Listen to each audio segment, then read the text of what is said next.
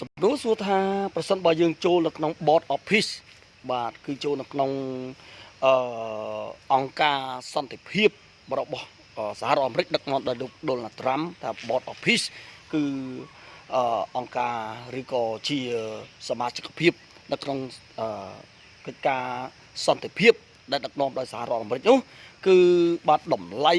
$1000 លានសម្រាប់ប្រទេសកម្ពុជាយើងខ្ញុំជឿថាវាច្រើនមែនក៏ប៉ុន្តែខ្ញុំថាយើងអាចដោះស្រាយបានអញ្ចឹងណាហើយសួរថាចូលទៅមានអត្ថប្រយោជន៍អ្វីហើយមិនចូលយ៉ាងម៉េចបាទចំពោះមតិរបស់ខ្ញុំមិនមែនជាមតិរបស់បងប្អូនទេបាទបងប្អូនមានមតិផ្សេងៗគ្នាមនុស្ស10មានមតិ10ដែលខ្ញុំតែងតែនិយាយដដែលហ្នឹងគឺកុំខន្តីពេកទៅបើសិនមកខ្ញុំនិយាយខុសពីចិត្តរបស់បងប្អូនជួនកាលចិត្តរបស់បងប្អូនក៏វាខុសចិត្តរបស់ខ្ញុំចិត្តរបស់ខ្ញុំក៏ខុសចិត្តរបស់បងប្អូនអញ្ចឹងណាបាទអញ្ចឹងមកខ្ញុំយល់ថាបើចូលគឺវាជាការប្រសើរលុយយើងអាចរកបានតែក្នុងការគាំពៀនៅក្នុងការដែលរក្សានៅទឹកដីបូរណភាពដែនដីកុំឲ្យគេឈ្លានពានដូចសៀមឈ្លានពានយើងអញ្ចឹងបើយើងចូលបាទយើងមើលឃើញនៅវៀតណាមគេចូលហើយបាទមានបណ្ដាប្រទេសជាច្រើនដែលសហរដ្ឋអាមេរិកលោក Donald Trump អញ្ជើញច្រើនណាស់សូម្បីតែចិនរុស្ស៊ីក៏គាត់អញ្ជើញដែរអញ្ចឹងណាអញ្ចឹងខ្ញុំបើតាមចិត្តរបស់ខ្ញុំយល់ថាចិននិងរុស្ស៊ីគាត់អត់ចូលទេអញ្ចឹងណាគាត់អត់ចូលទេបាទហ្នឹងហើយហើយអាហ្នឹងតាមខ្ញុំគិតបាទហើយបើសិនបើយើងចូលយើងចំណេញអញ្ចឹងណាគេជួយយើងអីចឹងណាយើងមិនមានការជន់ឈ្លានពានមកលើដីរបស់យើងចឹងហ្នឹងវាជារឿងយើងរក្សាបានបាទប៉ុន្តែបើយើងចូលសួរថាតើយើងមានផលវិបាកអីបាទយើងចូលវាហាក់បីដូចជាយើងនឹងមានផលរង្គៀសចិត្តពីបណ្ដាប្រទេសជាច្រើនដែលជាមិត្តរបស់យើងខ្លះគេអត់ចូល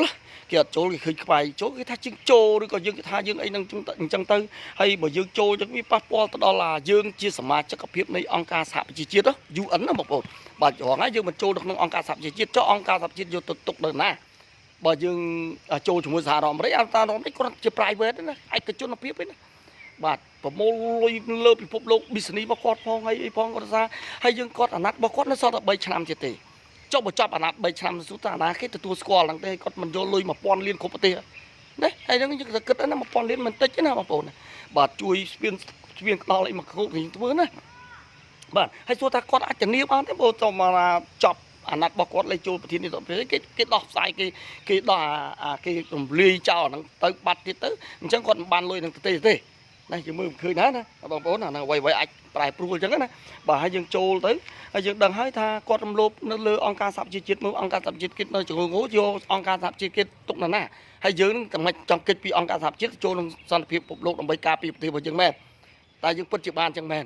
ណានៅលើពិភពលោកដឹងចប់អាណត្តិរបស់ Donald Trump ដឹងថាអាណត្តិផ្សេងទៀតគេគិតមិនទេណានឹងការគិតបងប្អូននឹងគិតថាស្រួលថាចូលទៅស្រួលមែនខ្ញុំយល់ថាស្រួលប៉ុន្តែក៏មានផលលំបាកក៏មានអីចឹងហើយចឹងបណ្ដាប្រទេសទៀតគេអត់ចូលគេអត់ពេញចិត្តនឹងសហរដ្ឋអាមេរិកគេអត់ចូលអញ្ចឹងយើងមិនចូលតែឯងចូលទៅប្រហែលហ្នឹងយើងមិនមានការរង្គៀសចិត្តពីហ្នឹងណាគេចង់រកស៊ីគេចង់ធ្វើអីជាមួយយើងមិត្តភាពអីជាមួយយើងមិនពិបាកអញ្ចឹងចូលក៏ពិបាកមិនចូលក៏ពិបាកដែរបងប្អូនក្នុងការគិតអញ្ចឹងយើងមានតែការទុកឲ្យការសម្រេចចិត្តរបស់រដ្ឋាភិបាលរបស់យើងទេគាត់ធ្វើមិនតាមគាត់ទៅយើងគ្រប់ព្រោះគាត់ក៏មានអ្នកនៅចិត្តនៅអីគាត់មានអ្នកដែលជួយគិតពិចារណាអញ្ចឹងណាបាទហើយបាទថ្ងៃនេះខ្ញុំថែមសំណួរមួយសំណួរពីរសំណួរទៀតបាទពាក់ព័ន្ធទៅនឹងលោកZelenskyបាទបងប្អូនណាលោក Zelensky បាទតើលោកបងប្អូនអាចជួយឆ្លើយបានទេតើលោកZelenskyគាត់មានជំរឿសដែរឬទេបាទគាត់មានជំរឿសឬក៏គ្មានជំរឿសទេនៅក្នុងការដែលគាត់ចូលទៅក្នុងកិច្ចប្រជុំបាទនៅប្រទេសស្វីសណាបាទអញ្ចឹងតើគាត់មានជំរឿសដែរឬទេដែលដូចជាប្រទេសរុស្ស៊ីចង់ឲ្យបញ្ចប់សង្គ្រាមចង់ឲ្យមានបទឈប់បាញ់បាទហើយគាត់ក៏ចង់បញ្ចប់សង្គ្រាមមានបទឈប់បាញ់ដែរអញ្ចឹងតើយើងមានតើលោក Zelensky ហ្នឹងគាត់រកជំរឿសណាមួយព្រោះថាពិបាកណាបងប្អូនព្រោះគាត់ខ្ញុំជឿថាបើសិនបើយើងជាប្រធាននៃដូចគាត់គឺពិបាកព្រោះថាជំរឿសបើសិនបើយើងចង់បានសន្តិភាពចង់មានបទឈប់បាញ់ហ្នឹងលុះត្រាតែយើងយល់ព្រមបាទដូចលុះត្រាតែលោក Zelensky ហ្នឹងគាត់យល់ព្រមកាត់ទឹកដី Donbas បាទទឹកដី Donbas ទឹកដីមួយចំនួនហ្នឹងយកទៅឲ្យរុស្ស៊ីដែលទឹកដីរុស្ស៊ីវាយបានហ្នឹងណាឲ្យរុស្ស៊ីគឺទៅឲ្យទទួលស្គាល់ ណាចឹងណាចឹងមានគ្មានមេដឹកនាំណាដែលចង់បាត់ដីរបស់ខ្លួនឯងទេបងប្អូនត្រូវយល់ហើយហ្នឹងណាអត់មានទេអត់មានមេដឹកនាំណាដែលចង់ឲ្យបាត់ដីខ្លួនឯងទេបងប្អូនយល់ហើយបាទអញ្ចឹងគាត់ក៏មិនចង់បាត់ដីរបស់ខ្លួនឯងដែរអញ្ចឹងនៅពេលដែលបាត់ដីរបស់ខ្លួនឯងសួរគាត់ពិបាកចិត្តអត់ពិបាកតែធ្វើយ៉ាងម៉េចឥឡូវនេះបងប្អូនដឹងហើយបើសង្គ្រាមគាត់ថាគាត់នៅបន្តសង្គ្រាមតទៅមុខទៀតបើគាត់ថាមិនចង់បាត់ដីត្រូវវាយតទៀតអញ្ចឹងសួរថាវាយតទៀតសួរថាវាប៉ះពាល់យ៉ាងម៉េចឥឡូវបងប្អូនឃើញទេតើវេទនាបច្ចេកទេសរបស់គាត់60-70%គ្មានភ្លើងទឹកប្រើប្រាស់ទេហើយតំបន់នៅថ្ងៃនៅក្នុងពេលឥឡូវនេះគឺបងប្អូនដឹងហើយរដូវរងាដកក្រោម5អង្សាសេនៅប្រទេសអ៊ុយក្រែនណាបាទតកក្រោម0បងប្អូនក៏ត្រជាក់ក្រោម0ណាអញ្ចឹងសួរថាប្រជាជនល្ងាត្រជាក់ពិបាកយ៉ាងម៉េចដែរជាង1លានគ្រួសារបងប្អូនមកគិតមានការលំបាកបងប្អូនយល់មិនមែន1លានអ្នក1លានគ្រួសារអញ្ចឹងបងប្អូនពិចារណាមើលតើប្រទេសអ៊ុយក្រែនពិបាកយ៉ាងម៉េចបើយើងប្រៀបធៀបមួយប្រទេសកម្ពុជាយើងជាបទពិសោធន៍មួយដែលមេដឹកនាំយើងប្រជាជនយើងនឹងត្រូវគិតពិចារណាដែរហើយសួរគាត់មានការលំបាកចិត្តទេលំបាកចិត្តណាបងប្អូនថាមិនដឹងយ៉ាងម៉េចបើយើងមិនកាត់ទឹកដីឲ្យគេទេបើយើងមិនយល់ព្រមនៅក្នុងការទៀមទារបស់ពូទីនរបស់ប្រធានាធិបតីរុស្ស៊ីទេនោះគឺយើងត្រូវបន្តសង្គ្រាមតទៅមុខទៀតហើយប្រសិនបើអ៊ុយក្រែន Zelensky ហ្នឹងគាត់បន្តសង្គ្រាមទៅមុខទៀតតើនរណាគេគឺជាអ្នកជួយនៅពីក្រោយខ្នងរបស់គាត់នរណាគេគឺអ្នក support គាត់ជួយសភាវុធជួយលុយកាក់ជួយអីគ្រប់បែបយ៉ាងនរណាគេអស់អំណត់នឹងការជួយហើយបងប្អូនមានអាណាចេះជួយយកលុយយកឲ្យរាប់ពាន់លានយកមកជួយយើងទេនឹងអឺរ៉ុបក្រោយណាអញ្ចឹងគាត់ត្រូវពិចារណាបើបន្តទៅទៀតអត់មានអ្នកជួយបើបន្តទៅទៀតវាខាតតទៅទៀតហើយបន្តទៀតបើសិនពូទីនវាយតទៅទៀតសួរថាគេនឹងម៉េចអញ្ចឹងកន្លែងហ្នឹងវាជាបទពិសោធន៍មួយសូមបងប្អូនខ្មែរយើងទាំងអស់គ្នាយល់ចំពោះថ្នាក់ដឹកនាំយើង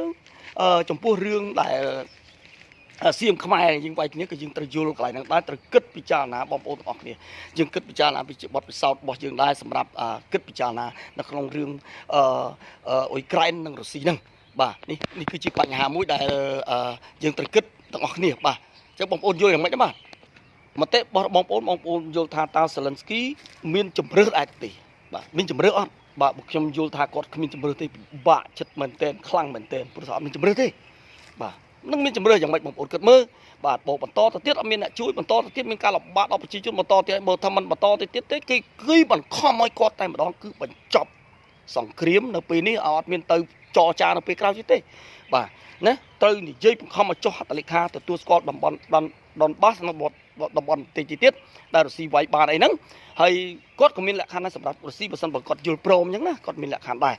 បាទអញ្ចឹងយើងរងចាំមើលបន្តទៅទៀតនៅក្នុងបញ្ហានេះបាទអញ្ចឹងយើងពិបាកណាស់បាទខ្ញុំគិតថាពិបាកលោក Zelensky គាត់កញ្ញាញ់គួរឯងបងប្អូនបាទហើយធ្វើដឹកនាំមួយមិនមែនស្រួលទេបាទបើយើងធ្វើត្រូវប្រជាជនគ្រប់គ្រងធ្វើមិនត្រូវប្រជាជនថាឲ្យប្រជាជនប្រមាថអញ្ចឹងណាបាទហ្នឹងដឹកនាំមិនមែនស្រួលទេបងប្អូនកុំគិតថាស្រួលណាបាទ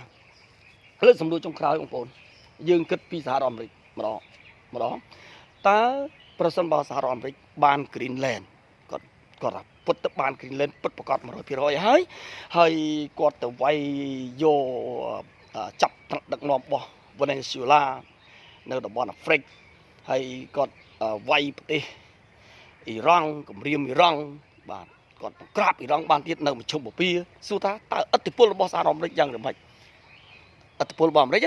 ខ្ញុំថាអាមេរិកគឺគាត់ទទួលបានសមអំណងរបស់គាត់ហើយរបស់លោកDonald Trump ដែលគាត់មុននឹងជាប់ឆ្នោតមុនដល់ពេលគាត់ជាប់ឆ្នោតគាត់សន្យាចំពោះប្រជាជនថាសហរដ្ឋអាមេរិកគឺត្រូវតែ great again បាទទៅ great again មកហើយត្រូវតែអស្ចារ្យមួយសាទៀតអញ្ចឹងណាត្រូវតែអស្ចារ្យមហាអស្ចារ្យមួយសាទៀតហើយគឺអ្វីគឺ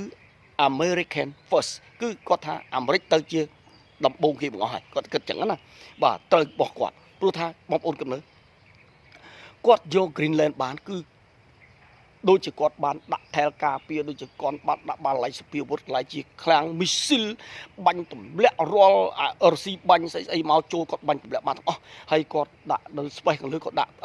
កន្លែងកមូលដ្ឋានកងទ័ពគាត់នៅខាងលើ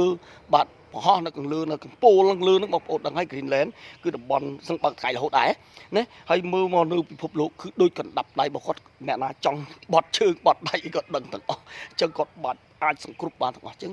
ពិភពលោកបានត្រូវគាត់ Greenland មានរ៉ែមានអីផងអញ្ចឹងបង្ក្រាបនៅឥទ្ធិពលនៃការរុស្ស៊ី business ជួញដូររបស់រុស្ស៊ីនឹងចិនទៀត បាទដែលចូលនៅក្នុងតំបន់ Greenland ហ្នឹងហើយទី2នៅក្នុង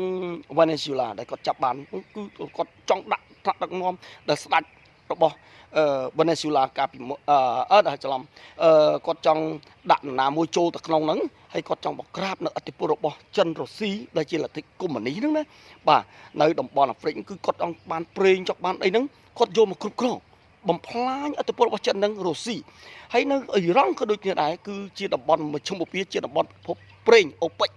ណានៅលើពិភពលោកហ្នឹងបើសិនមានសង្គ្រាមហ្នឹងបើគាត់គ្រប់គ្រងបានអាហ្នឹងមែនប៉ុន្តែខ្ញុំជឿថាมันអាចគ្រប់គ្រងបានទេនៅប្រទេសអ៊ីរ៉ង់ហ្នឹងនៅណាព្រីរឿងมันអាចគ្រប់គ្រងបានប៉ុន្តែ Greenland វាអាចបានប៉ុន្តែនៅអ៊ីរ៉ង់គឺប្រកាសជាมันអាចគាត់ប្រកាសជាមិនហ៊ានប៉ុន្តែខ្ញុំជឿថាបើសិនជាបានមែនពិភពលោកដៃនៅលើគាត់ទាំងអស់ហើយពិភពប្រេងគាត់គ្រប់គ្រងបានគឺគ្រប់ business បំផ្លាញឥទ្ធិពលចិននឹងឥទ្ធិពលនេះហើយមានអីទៀតអញ្ចឹងមានតែគាត់ឲ្យ great again នឹងឯងគឺអស់ចាមអាសាទៀតនឹងឯងអាមេរិកនឹងក្តប់ក្រោបផ្ដាប់ទាំងសភាវុធទាំងយើងមហាអំណាចសភាវុធនិងមហាអំណាចសេដ្ឋកិច្ច forever ជារៀងរហូតបាទបងប្អូនណាអត់មានប្រទេសណាដែលខ្លាំងមួយគាត់យកអស់ហើយបាទអញ្ចឹងកាលនេះខ្ញុំមានការបញ្ចេញយោបល់ប៉ុណ្ណឹងសូមបងប្អូនអភ័យទោសបើសិនខ្ញុំមានការនិយាយកំហុសខុសឆ្គងកន្លែងណាមួយព្រោះមនុស្សតែងតែមានកំហុសអរគុណ